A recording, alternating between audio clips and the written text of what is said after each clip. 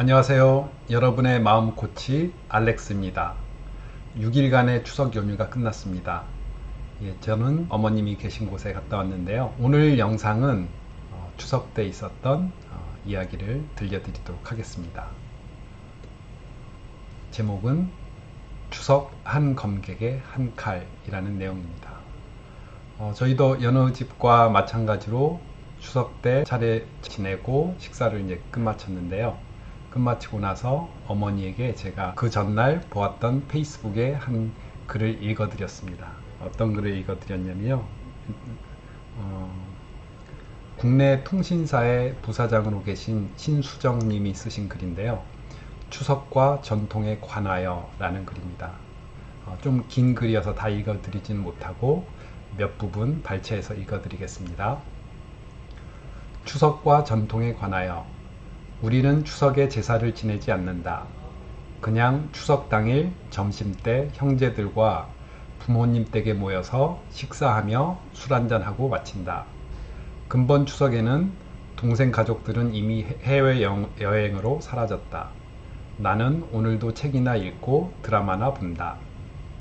이러한 연휴는 이전에 이야기한 바 있지만 사실 어머님의 저항의 결과였다.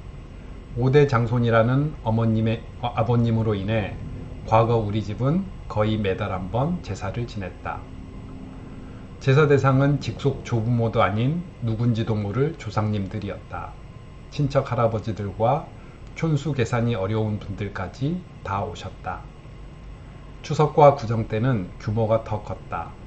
나의 학창시절 우리 집은 툭하면 제사였다. 뭐 나야 좋았다. 맛있는 음식도 먹고 게다가 큰아들이었으니. 보수적인 경상도 집안답게 남자들은 손가락 까닥하지 않았다. 나도 남자는 부엌에 들어가는 것이 아니라는 어른들의 이야기를 들으며 어린 시절을 보냈다. 이에 남자들은 제사 지내고 술 마시고 화투치고 떠들었다. 여자들은 부엌에서 음식을 해 나르기 바빴다. 거실에서 겸상도 못했다. 제사 지낼 때도 여성들은 부엌에 있어야 했다. 물론 여성들은 행복할 리 없었다.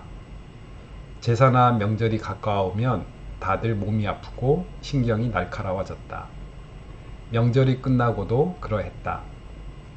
아버님 또한 권위적이신 분이었다. 지금은 아니다. 그런데 평생 군말 없이 순종적이고 희생만 하시던 어머님이 60이 넘으신 어느 날 선포를 하셨다.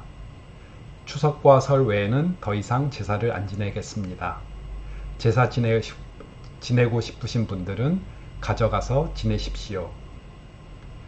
집안 어른들은 웅성거리고 말도 안 된다고 하셨다.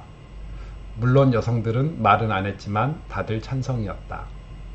아버님도 깜짝 놀라셨지만 어머님은 단호하셨다.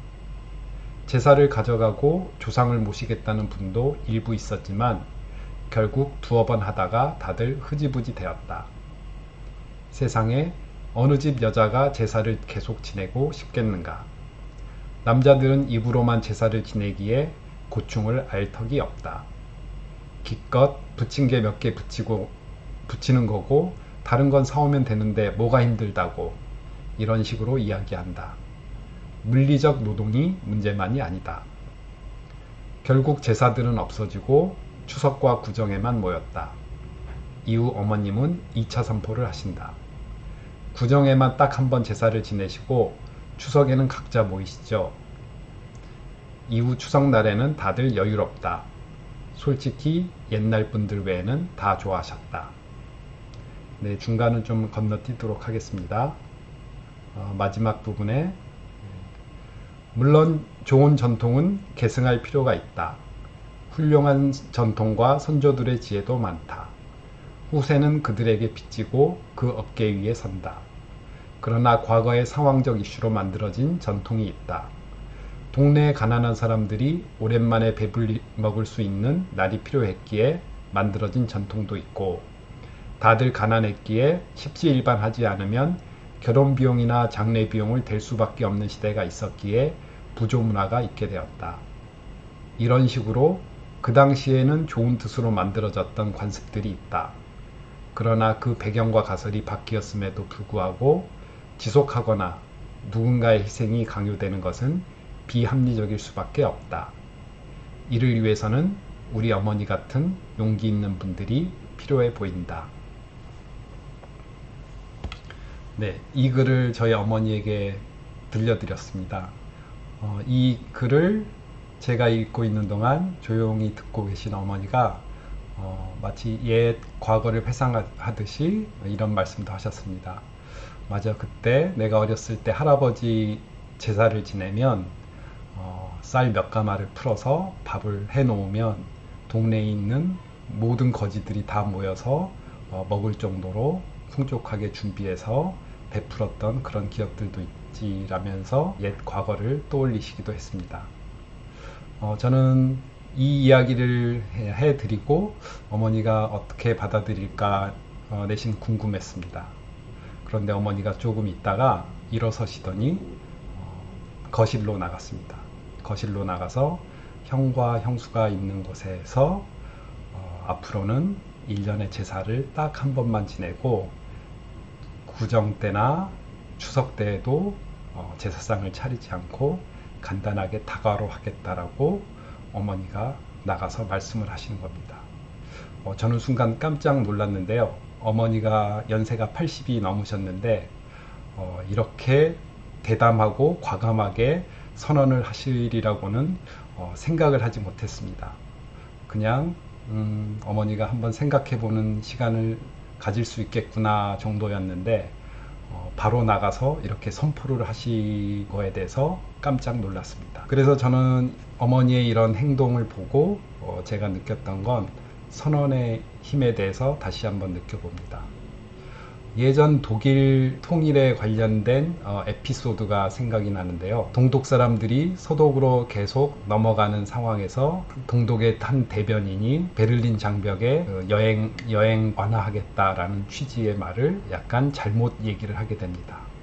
그래서 그 현장에 있던 여러 나라의 기자들이 동독과 서독의 베를린 장벽이 개방이 되었다. 심지어는 베를린 장벽이 무너졌다라는 오보의 기사를 쓰게 됩니다. 전 세계의 여러 나라에 이 소식이 전해지고 이 소식을 들은 동독의 시민들은 환호를 하고 베를린 장벽에 몰려나갔고 결국 이 몰려드는 시민들의 힘에 의해서 베를린 장벽을 지키고 있던 군인들마저 어쩔 수 없이 베를린 장벽을 개방하게 된 사건이 일어났습니다. 이 사건으로 인해 독일의 통일은 동독과 서독의 통일은 급속도로 급물살을 타게 되었습니다. 결국은 통일까지 이루었습니다. 한 사람이 하는 선언의 힘은 아주 크다고 볼 수 있습니다. 한 사람의 인생을 바꿀 수 있는 힘은 선언에 있는 것이 아닌가라는 생각을 저는 해봅니다. 많은 책이나 유튜브에서 화건에 대해서 이야기를 합니다. 화건이 힘을 가지려면 이 화건을 여러 사람에게 공유하고 선언하는 것이 중요하다고 봅니다. 화건이 선언이 될 때 더 강력한 힘을 갖는다고 생각을 합니다. 선언은 모든 사람에게 나의 의지를 밝히는 것이기 때문에 그에 따른 진짜 행동이 나오게 됩니다. 선언은 강력한 힘을 갖습니다.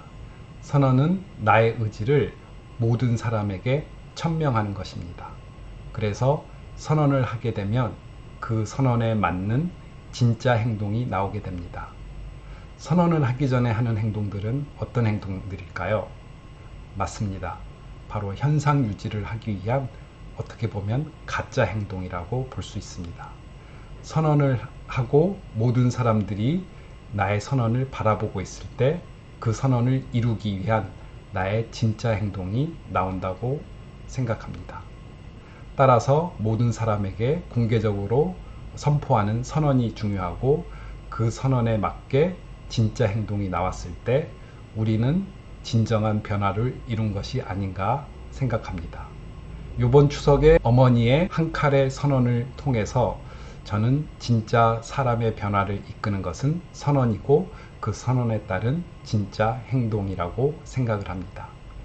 오늘도 영상이 좋으셨다면 좋아요와 댓글 그리고 구독 부탁드리겠습니다.